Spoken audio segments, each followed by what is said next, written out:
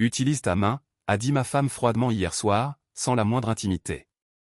Elle pensait que je souffrirais en silence, mais au petit déjeuner, j'ai répondu, pas d'argent. Gagne-le toi-même. Son sourire s'est figé instantanément. Je m'appelle Sébastien. J'ai 37 ans, et depuis 10 ans, je suis le seul soutien financier de mon mariage avec Lorena. Elle a 34 ans. Lorsque nous nous sommes rencontrés à l'université, elle était une femme brillante, ambitieuse et pleine de rêves. Elle étudiait le design d'intérieur et parlait constamment d'ouvrir sa propre agence. Je suis tombé amoureux de cette version d'elle, celle qui avait des étincelles dans les yeux lorsqu'elle décrivait ses projets. Les premières années furent heureuses. Je travaillais comme ingénieur dans une entreprise de construction. Je gagnais bien ma vie, sans excès. Lena acceptait des missions ponctuelles pour décorer de petites maisons ou des espaces commerciaux modestes. Nous partagions nos dépenses, comme nous partagions nos rêves. Mais il y a 5 ans, tout a changé lorsque j'ai obtenu une promotion importante. Je suis devenu chef de projet, avec un salaire qui a triplé mes revenus habituels. Soudain, nous pouvions nous offrir des choses jusque-là inaccessibles. Lena a cessé de chercher du travail. Au début, elle justifiait ce choix en disant qu'elle voulait se concentrer sur le développement de son portfolio et sur la préparation du lancement de son entreprise. Je l'ai soutenue pleinement, j'ai payé des formations spécialisées, des logiciels professionnels et des voyages dans des salons de design. Je dois investir dans ma formation, me disait-elle. Et je hochais la tête, car je croyais en elle. 1 an a passé, puis 2. Le portfolio ne s'est jamais concrétisé. L'entreprise n'a jamais vu le jour. À la place, Lorena a commencé à fréquenter des salles de sport exclusives, des spas et des instituts de beauté coûteux. Sa garde-robe s'est remplie de vêtements de marque que j'avais à peine le droit de prononcer. Je dois avoir l'air professionnel pour quand je lancerai mon activité, expliquait-elle. Et j'ai continué à y croire. Au bout de 3 ans, j'ai remarqué que ses fréquentations avaient changé. Ce n'étaient plus les étudiantes de l'université qui travaillaient dans des bureaux ou enseignaient dans des écoles. Désormais, c'étaient des épouses d'hommes d'affaires, des femmes qui se retrouvaient pour des déjeuners de 4 heures dans des restaurants parisiens où un seul plat coûtait ce que je gagnais en une journée à mes débuts. Lena s'intégrait parfaitement à ce groupe. Apparemment, je ne m'intégrais plus dans sa vie. L'intimité a commencé à se détériorer il y a 2 ans. Au début, c'était par des excuses subtiles, je suis fatigué, demain, mon amour, je ne suis pas d'humeur. J'ai essayé d'être compréhensif et patient, mais les excuses se sont multipliées jusqu'à ce que tout contact physique entre nous disparaisse. Quand j'essayais d'en parler, Lena se mettait sur la défensive ou changeait de sujet. Il y a 6 mois, les choses ont empiré. Lena rentrait tard sans explication claire. J'étais avec les filles, disait-elle vaguement. J'ai remarqué qu'elle consultait son téléphone constamment et qu'elle le laissait face contre table quand nous étions ensemble. Lorsque je l'interrogeais sur sa journée, ses réponses se limitaient à des monosyllabes ou à des commentaires superficiels sur le shopping ou les soins esthétiques. Ce qui m'a vraiment brisé n'était pas le manque d'intimité, mais l'humiliation. Il y a 3 semaines, après avoir tenté de me rapprocher d'elle au lit, Lena m'a regardé avec une expression que je n'oublierai jamais. Ce n'était pas vraiment du dégoût, c'était quelque chose de pire, une indifférence totale. Comme si j'étais un vieux meuble devenu inutile. Utilise ta main, m'a-t-elle dit avec un rire méprisant. Je n'ai pas envie de m'occuper de toi ce soir. J'étais paralysé. En 10 ans de mariage, elle ne m'avait jamais parlé ainsi. Elle ne m'avait jamais réduit à cela. Je suis sorti du lit sans un mot et je suis allé dormir dans la chambre d'amis. Je n'ai pas dormi de la nuit.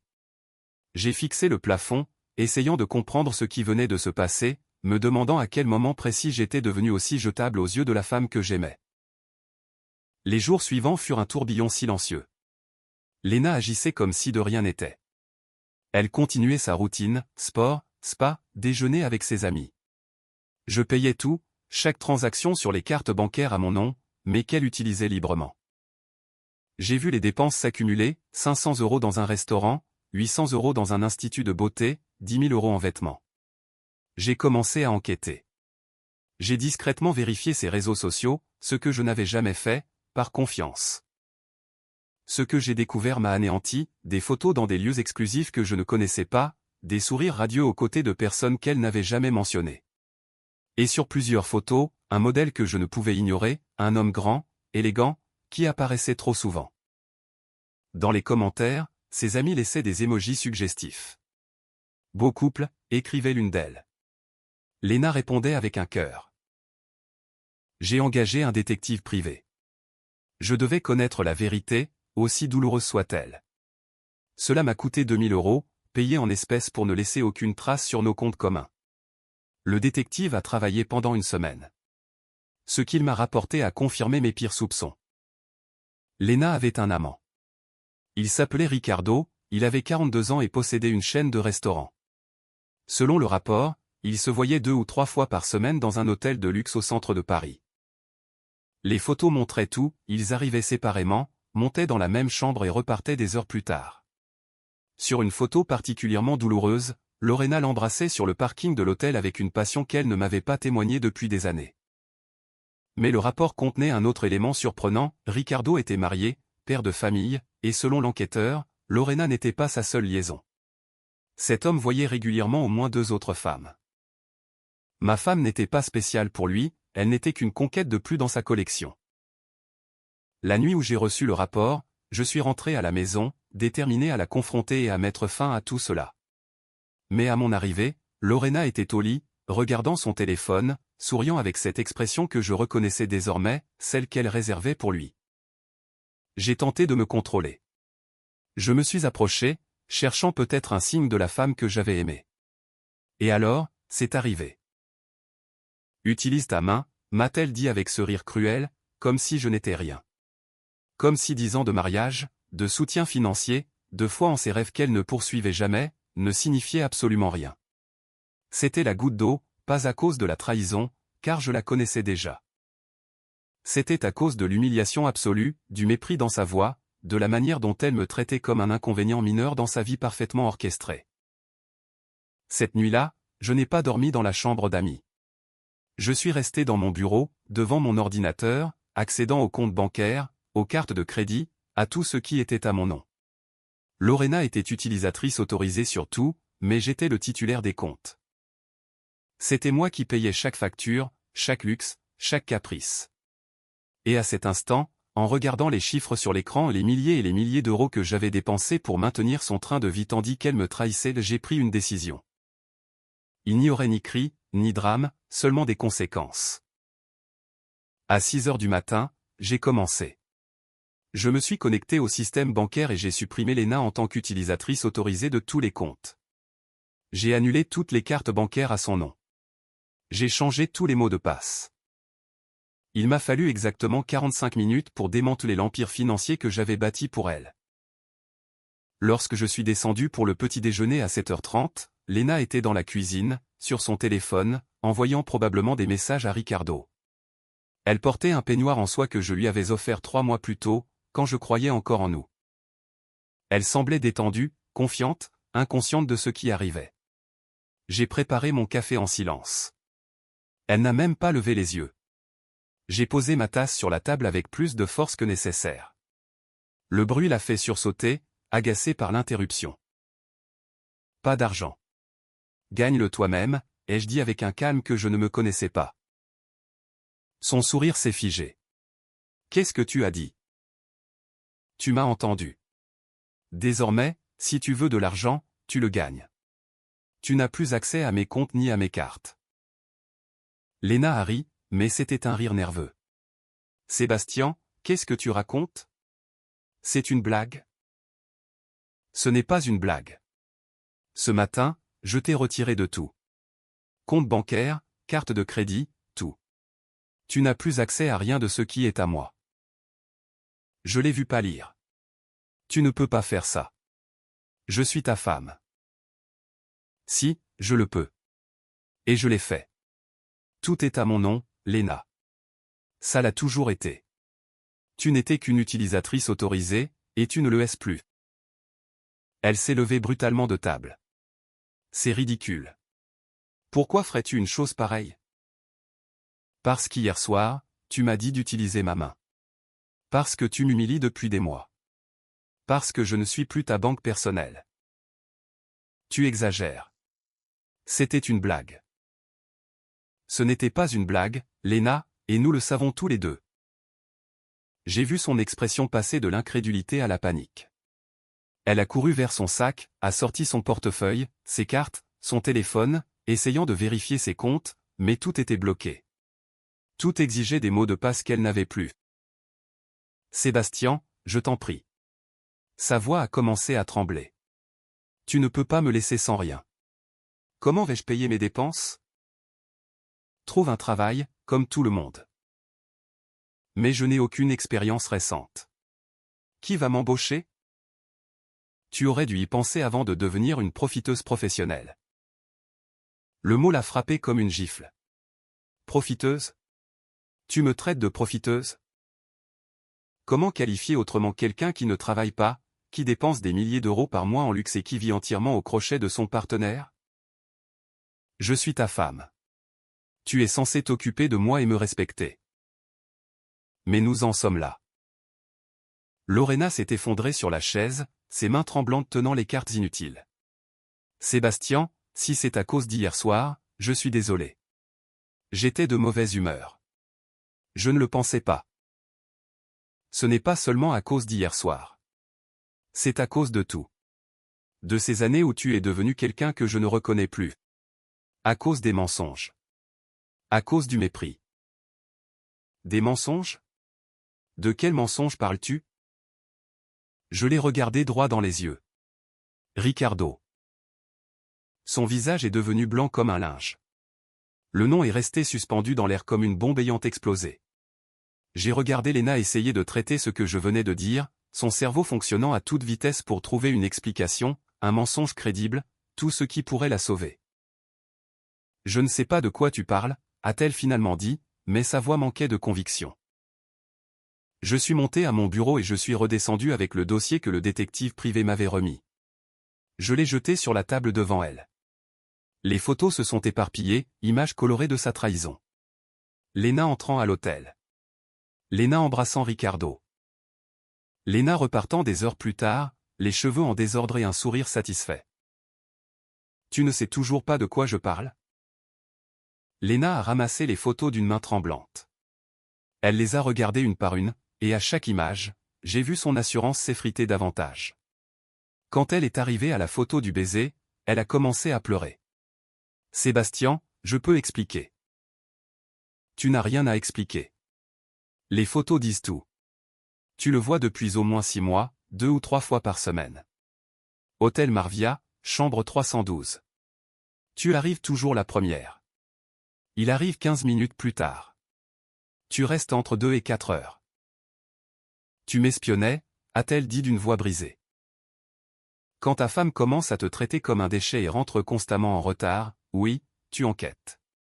Il s'avère que j'avais raison d'être soupçonneux.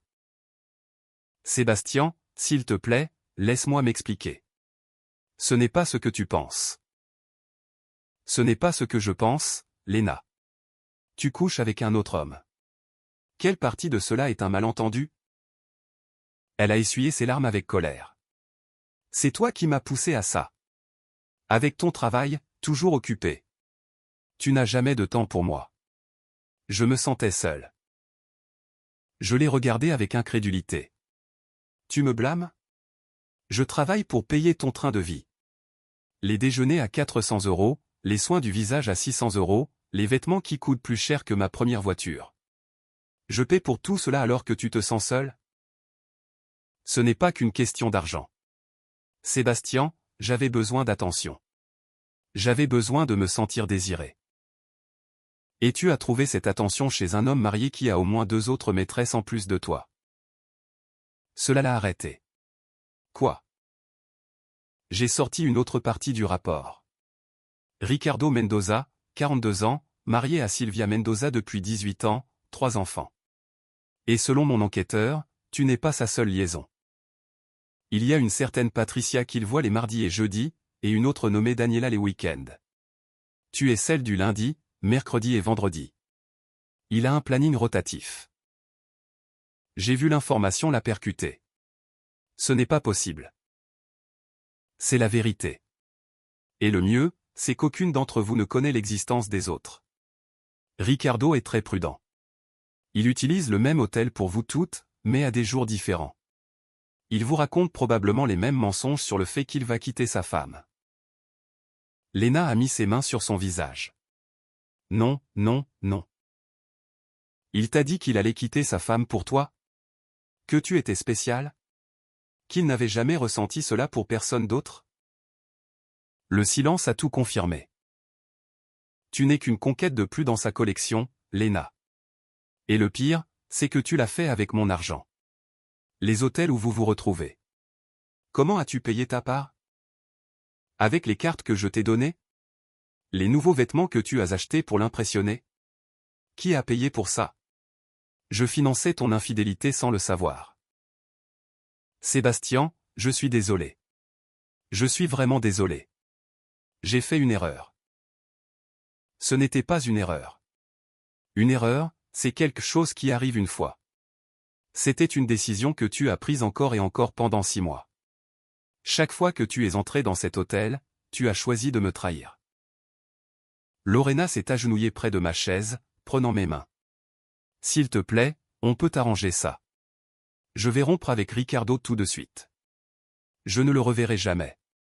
Je le jure. J'ai retiré mes mains. Je ne veux pas que tu rompes avec Ricardo pour moi. Ton histoire avec lui ne m'intéresse plus. Qu'est-ce que tu dis? Que c'est fini. Notre mariage est terminé. Non, tu ne peux pas décider ça. Nous avons 10 ans de vie commune. 10 ans qui, visiblement, ne signifient rien pour toi. Mon téléphone a sonné. C'était un message de mon avocat confirmant le rendez-vous que j'avais pris la veille. Je dois y aller, ai-je dit en me levant. Où vas-tu? Au travail. Certains d'entre nous travaillent encore. Sébastien, attends.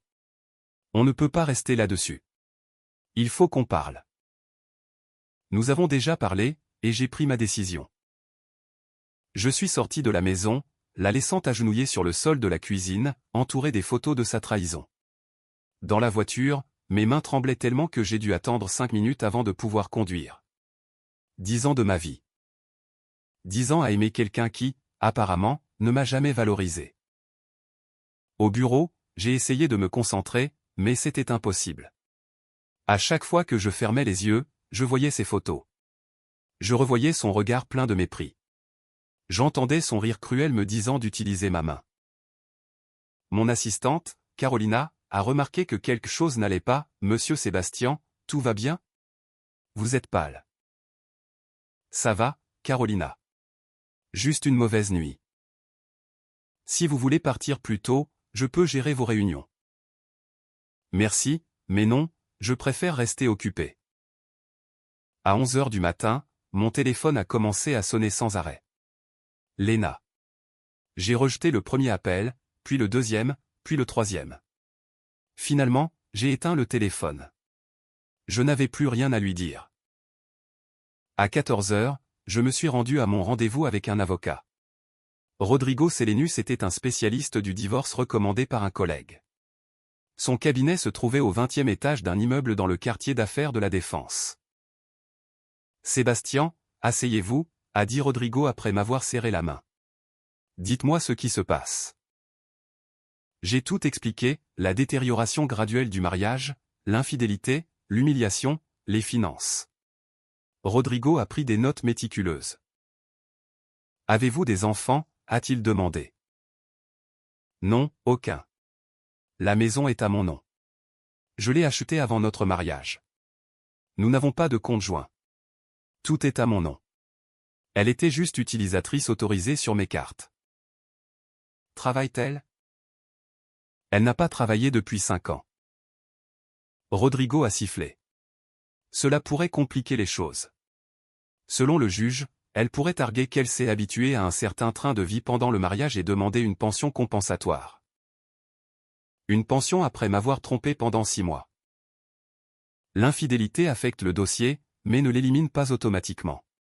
Certains juges accordent encore une pension malgré l'infidélité s'il existe une disparité économique significative. J'ai senti la rage monter à nouveau. Vous me dites que je pourrais finir par la payer après tout ça? C'est possible, mais c'est là que les photos que vous avez nous aident. Si nous pouvons prouver que l'infidélité était délibérée et prolongée, et qu'elle a utilisé votre argent pour cette infidélité, nous pourrons argumenter qu'elle ne mérite aucune compensation. J'ai besoin de copies de tout, les photos, les rapports d'enquêteurs, les relevés bancaires montrant ses dépenses. Je les ai tous. Bien. J'ai aussi besoin que vous documentiez toute communication avec elle désormais. Messages, email, enregistrements si possible. Tout peut être utile. Combien de temps cela va-t-il prendre? Cela dépend. Si elle coopère, nous pourrions avoir un divorce rapide en 6 mois. Si elle se bat, cela pourrait prendre jusqu'à 2 ans. 2 ans, ai-je répété avec amertume. C'est le système, mais je ferai en sorte que ce soit le plus rapide et le plus propre possible. Une dernière chose, Sébastien, ne faites rien d'impulsif. Ne la mettez pas à la porte sans ordre du tribunal. Ne coupez pas les services de base comme l'électricité ou l'eau. Gardez tout en marche jusqu'à ce que les papiers soient en règle. Sinon, elle pourra utiliser cela contre vous. J'ai déjà coupé son accès aux comptes et aux cartes. Rodrigo a froncé les sourcils. Quand? Ce matin. Cela peut être perçu comme un abus financier. Je dois vous demander de lui restaurer l'accès à un compte avec un montant mensuel raisonnable. 500, 1000 euros. Assez pour les besoins de base, mais pas pour son train de vie précédent. Vous devez continuer à la soutenir jusqu'à ce que nous ayons une ordonnance du tribunal. Techniquement, oui, mais nous pouvons limiter le montant. C'est temporaire, je vous le promets. Je suis sorti du cabinet de l'avocat en me sentant plus mal qu'en arrivant. Non seulement ma femme m'avait trahi, mais le système semblait conçu pour la protéger. Mais Rodrigo avait raison, je devais jouer intelligemment. Quand je suis rentré chez moi ce soir-là, la maison était inhabituellement calme. Les lumières du salon étaient allumées, mais aucun signe de Lorena. Je suis monté à l'étage et je l'ai trouvée dans notre chambre, allongée sur le lit, fixant le plafond. Ses yeux étaient rouges et gonflés à force d'avoir pleuré. « Il faut qu'on parle », ai-je dit depuis la porte. Elle s'est redressée rapidement. « Sébastien, Dieu merci. Je pensais que tu ne reviendrais pas. J'habite ici. Je sais. Je suis désolé. C'est juste qu'après ce matin, j'ai pensé que peut-être.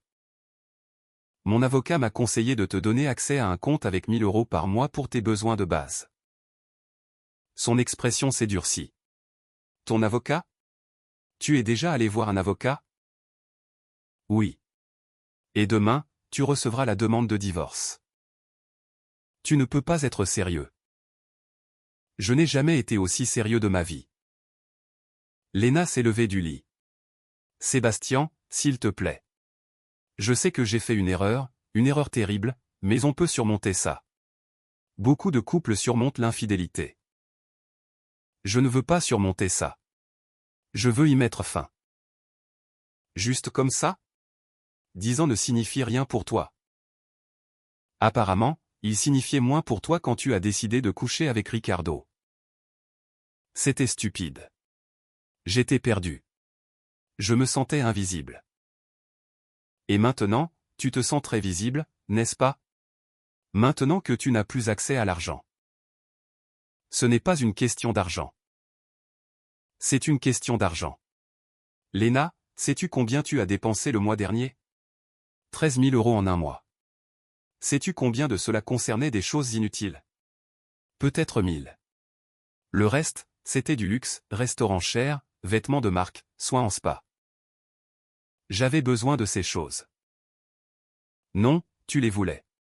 Il y a une différence. Et j'ai été assez stupide pour tout te donner, pensant que cela te rendrait heureuse, que cela me rendrait digne de ton amour. Mais rien de ce que je faisais n'était suffisant, n'est-ce pas? Elle n'a pas répondu. L'enquêteur m'a donné des informations supplémentaires, ai-je poursuivi. Ricardo est marié et a 2 autres maîtresses en plus de toi. T'en a-t-il parlé? Son silence l'a confirmé. Il t'a dit qu'il allait quitter sa femme. Il a dit que c'était compliqué. Bien sûr qu'il l'a dit. C'est ce que disent tous les hommes mariés. Et tu l'as cru parce que tu voulais le croire, parce que l'attention d'un homme riche et influent te faisait te sentir spécial. Ce n'était pas comme ça. Alors c'était comment? Éclaire-moi. Comment justifies-tu 6 mois de mensonges? Léna s'est assise au bord du lit, vaincue. Je l'ai rencontrée à la salle de sport il y a 8 mois. Au début, on a juste parlé. Il était charmant, drôle, il me faisait me sentir belle. Tu ne me regardais plus comme ça. Je travaillais 12 heures par jour pour payer cette salle où tu l'as rencontré. Je sais, et je m'en veux terriblement. Mais quand il m'a invité pour un café, j'ai dit oui. Puis c'était un dîner. Et ensuite, eh bien, tu sais. Tu savais qu'il était marié dès le début. Elle a hésité. Oui. Et cela ne t'a pas dérangé. Il m'a dit que son mariage était fini, qu'il ne restait que pour ses enfants. La plus vieille excuse du monde, et tu es tombé dedans à pieds joints. Je ne suis pas parfaite, Sébastien. J'ai fait des erreurs. Ce ne sont pas des erreurs, Léna. Ce sont des choix. Tu as choisi de me trahir encore et encore et encore. Et le seul regret que j'ai, c'est d'avoir été si aveugle que je ne l'ai pas vu plus tôt. Je me suis dirigé vers la porte. Où vas-tu? A-t-elle demandé, paniquée. Dans la chambre d'amis. Dorénavant, nous ferons chambre à part. S'il te plaît, ne fais pas ça. C'est déjà fait. Cette nuit-là, allongé dans le lit de la chambre d'amis, j'ai vérifié mon téléphone. J'avais 32 appels manqués de Léna et 17 messages. Je les ai tous lus. Ils oscillaient entre des supplications désespérées et des promesses vides de changement. Aucun ne mentionnait de regret pour m'avoir blessé. Tout se concentrait sur ce qu'elle allait perdre. Et c'est là que j'ai compris, Léna ne regrettait pas l'infidélité, elle regrettait les conséquences. Les jours suivants furent un enfer silencieux. Léna essayait constamment d'engager la conversation. Elle cherchait n'importe quel prétexte pour être dans la même pièce que moi. Je gardais mes distances, répondais par monosyllabes, concentré sur mon travail et sur la préparation du dossier de divorce avec Rodrigo. Le jeudi matin, exactement 5 jours après ma confrontation, le coursier est arrivé avec les papiers du divorce. Je m'étais absenté tôt pour le travail, donc Lorena les a reçus seule. Elle m'a appelé immédiatement. Sa voix était un cri hystérique. « Comment as-tu pu me faire ça? Ce sont de vrais papiers de divorce. Je t'avais prévenu. Je pensais que tu exagérais. Je pensais que tu te calmerais. Je n'exagère pas et je ne vais pas me calmer. Signe les papiers, Léna. Je ne signerai rien. Je ne te laisserai pas détruire notre mariage. Tu l'as déjà détruit. Je ne fais que formaliser la fin. » J'ai raccroché. 30 secondes plus tard, elle a rappelé. Je n'ai pas répondu. Elle a continué à appeler pendant les 2 heures suivantes jusqu'à ce que je bloque son numéro. En rentrant le soir même, Léna m'attendait dans le salon. Les papiers étaient éparpillés sur la table basse. Elle avait un verre de vin à la main et ses yeux étaient rouges et gonflés. « J'ai tout lu », a-t-elle dit à mon entrée. « Tu demandes un divorce pour faute. Tu utilises les photos comme preuve. Tu exiges que je paie mes propres frais d'avocat. » C'est exact, Sébastien. Ça va me ruiner. Si ces papiers deviennent publics, toute la ville saura ce que j'ai fait. Tu aurais dû y penser avant. S'il te plaît. Elle s'est levée du canapé, s'approchant de moi. Ne fais pas ça. Ne me fais pas ça. On peut aller voir un conseiller conjugal. On peut arranger ça. Il n'y a rien à arranger. C'est fini. Et mes amis, ma famille. Qu'est-ce que je vais leur dire? Dis-leur la vérité que tu m'as trompé pendant 6 mois avec un homme marié qui avait d'autres maîtresses ou invente un mensonge. Tu sembles très doué pour ça. Son expression est passée de la supplication à la colère. Tu as toujours été si condescendant, agissant comme si tu étais meilleur que moi. Je ne pense pas être meilleur que quiconque, mais je sais que je ne mérite pas ce que tu m'as fait. Et me couper les vivres n'est pas cruel. Me laisser sans rien. Tu as 1 000 € par mois. C'est plus que ce que beaucoup de gens gagnent à temps plein, et c'est seulement temporaire jusqu'à ce que tu trouves un travail. Personne ne va m'embaucher. Je n'ai pas travaillé depuis 5 ans. Alors tu aurais dû maintenir ta carrière active au lieu de devenir une profiteuse professionnelle. Le mot l'a frappé comme une gifle. Comme la première fois. Je ne suis pas une profiteuse. Alors qu'es-tu? Tu ne travailles pas. Tu dépenses de l'argent que tu ne gagnes pas. Tu vis dans une maison que tu n'as pas payée. Tu conduis une voiture à mon nom. Comment appellerais-tu ça? Je suis ta femme. Tu étais ma femme. Maintenant, tu es juste quelqu'un avec qui je partage temporairement un toit jusqu'à ce que le divorce soit finalisé. Léna a lâché son verre de vin. Il a explosé sur le parquet, tachant le tapis coûteux qu'elle avait elle-même choisi 2 ans auparavant. Elle n'a fait aucun geste pour nettoyer, fixant simplement les dégâts comme s'il s'agissait d'une métaphore de sa vie. Tout était parfait, a-t-elle murmuré. On avait tout. Pourquoi n'as-tu pas pu passer outre? Je l'ai regardé avec incrédulité. Pourquoi n'ai-je pas pu passer outre le fait que tu me trompes? Tu t'écoutes parler? Ce n'est pas ce que je voulais dire. Alors qu'est-ce que tu voulais dire? Beaucoup de mariages ont des arrangements. Les hommes ont leurs histoires, les femmes ont les leurs, et tout le monde fait semblant de ne rien voir. Ça marche pour beaucoup de gens. Tu es en train de me dire que tu voulais un mariage libre? Pas exactement. Juste plus de flexibilité. La flexibilité de coucher avec qui tu veux pendant que je paie les factures? Ne le fais pas paraître si sale. C'est exactement aussi sale que ça, Léna. Tu voulais tous les avantages du mariage, mon argent, mon nom, ma stabilité sans aucune responsabilité. Tu voulais pouvoir me tromper librement et que je l'accepte. D'autres hommes le font. Eh bien, je ne suis pas les autres hommes, et clairement, tu n'es pas la femme que je pensais. Je me suis dirigé vers l'escalier. Derrière moi, j'ai entendu Lorena recommencer à pleurer, mais cette fois, ses larmes m'ont laissé totalement indifférent. Je n'avais plus envie de la consoler, ni d'arranger les choses. Je ressentais juste un vide là où mon amour pour elle s'était trouvé.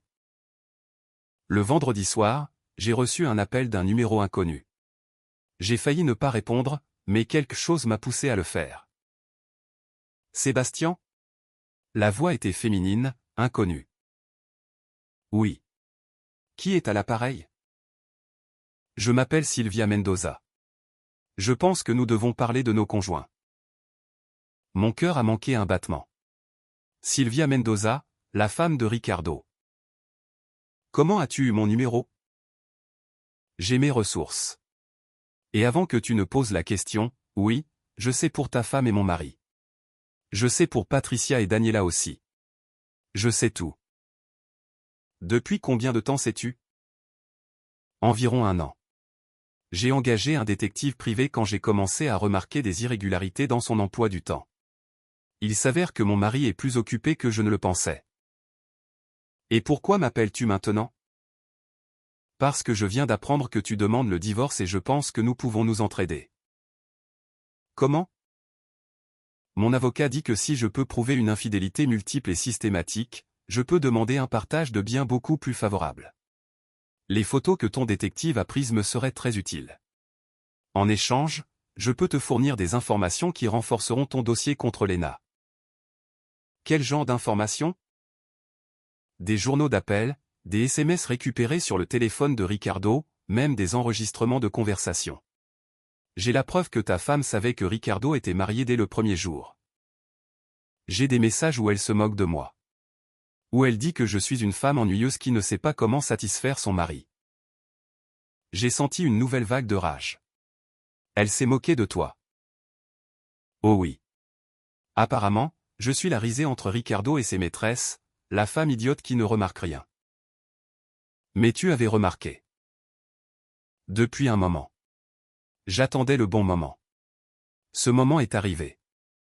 Ricardo vient d'investir une somme importante dans l'expansion de ses restaurants. Si je demande le divorce maintenant, avant que ces investissements ne portent leurs fruits, je peux réclamer la moitié de tout, y compris les dettes. C'est brillant. C'est la justice. Alors, qu'en dis-tu? On partage les informations? Envoie-moi tout ce que tu as. Parfait. Et Sébastien, une dernière chose. Quand ça va éclater, et crois-moi, ça va éclater, Elena va essayer de revenir vers toi. Elle dira que Ricardo l'a manipulée, qu'elle était la victime. Ne crois pas un mot de tout ça. Je n'ai aucune intention de la croire. Bien, parce que les femmes comme elle, comme Patricia et Daniela, ne ressentent pas de remords. Elles regrettent juste de s'être fait prendre. Après avoir raccroché, je suis resté dans mon bureau à traiter cette conversation. Sylvia Mendoza n'était pas la victime naïve que Ricardo avait probablement décrite à Lorena. C'était une femme intelligente qui planifiait son coup depuis 1 an. Et maintenant, ce coup allait détruire Ricardo et, par extension, rendre le dossier contre Lena encore plus solide. Le samedi matin, Sylvia m'a envoyé un fichier compressé avec toutes les preuves récoltées. J'ai passé des heures à les examiner, SMS où Lena et Ricardo planifiaient leur rendez-vous, photos qu'elle lui avait envoyées, certaines inappropriées, et le pire, des conversations où Lena parlait de moi avec mépris. Sébastien est si prévisible, avait-elle écrit dans un message. Il travaille comme un mulet et ne soupçonne jamais rien. C'est le mari parfait, ennuyeux et fiable. Dans un autre, parfois, je me demande s'il remarquerait si je partais toute une semaine. Il remarquerait probablement juste que ses chemises ne sont pas repassées. Et celui qui m'a fait le plus mal, le bon côté d'être marié à quelqu'un comme Sébastien, c'est que je peux avoir le meilleur des deux mondes, la stabilité financière avec lui et la passion avec toi. J'ai tout transféré à Rodrigo. Sa réponse fut immédiate, c'est de l'or. Avec ces preuves, il n'y a aucune chance qu'elle obtienne une pension. En fait, nous pourrions argumenter qu'elle devrait vous compenser pour le préjudice émotionnel. Le lundi matin, Rodrigo a convoqué Lena et son avocat à une réunion. Elle avait engagé Mauricio Tave, un avocat connu pour défendre agressivement les épouses lors de divorces à gros enjeux. Quand ils sont arrivés, Lorena portait une robe conservatrice et peu de maquillage, essayant de paraître vulnérable. « Merci d'être venu », a commencé Rodrigo. « Nous avons quelques points à discuter avant de poursuivre la procédure. » Mauricio s'est penché en avant. « Ma cliente est disposée à envisager une réconciliation si Monsieur Sébastien retire la demande de divorce et rétablit son accès financier total. » Cela n'arrivera pas, ai-je dit fermement. Alors ma cliente demande une pension de 5 000 € par mois jusqu'à ce qu'elle puisse se rétablir professionnellement, plus la moitié de la valeur de la maison. Rodrigo a souri. Position intéressante. Voyons si vous la maintenez. Après avoir dit cela, il a posé un dossier sur la table. Ce dossier contient des preuves supplémentaires de l'infidélité de votre cliente. Il inclut des SMS où elle admet connaître le statut marital de Monsieur Ricardo Mendoza. Des messages où elle se moque du mari de mon client, et des conversations où elle planifie explicitement d'utiliser le mariage comme couverture financière tout en poursuivant sa liaison. Mauricio a ouvert le dossier. Son expression a changé en lisant. Lorena a pâli. « Où avez-vous eu ça ?» a exigé Mauricio. D'une source fiable. Tout est admissible au tribunal. Et il y en a plus. Nous avons les journaux d'appel, plus de photos, même des enregistrements de conversations. Si cela va en procès, ce sera très public et très humiliant pour votre cliente. Lena m'a regardé avec des yeux suppliants. Sébastien, je t'en prie. Donc, a continué Rodrigo, voici notre proposition, Madame Lena signe un accord par lequel elle renonce à toute réclamation sur la maison, à toute pension. Et à tout bien au nom de mon client.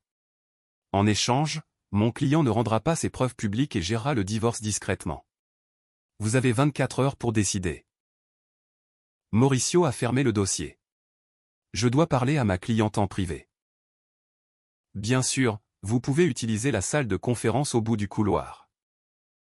Quand ils sont partis, je me suis adossé à ma chaise. Tu penses qu'elle signera? Elle n'a pas le choix. Si ça va au tribunal, non seulement elle perd financièrement, mais sa réputation est détruite. Ses amis, sa famille. Tout le monde saura exactement quel genre de personne elle est. 30 minutes plus tard, ils sont revenus. Les yeux de Lena étaient rouges. Mauricio semblait résigné. Ma cliente accepte les termes avec une condition, que la procédure de divorce soit bouclée en moins de 6 mois. Nous pouvons organiser cela, a dit Rodrigo. S'il n'y a pas de litige, nous pouvons finaliser le divorce en 90 jours. Mauricio a hoché la tête. Alors nous avons un accord. Lorena m'a regardé une dernière fois. C'est vraiment ce que tu veux? Oui. Après tout ce qu'on a vécu, c'est comme ça que ça se termine? Tu as décidé comment ça se terminerait quand tu as choisi Ricardo au lieu de moi.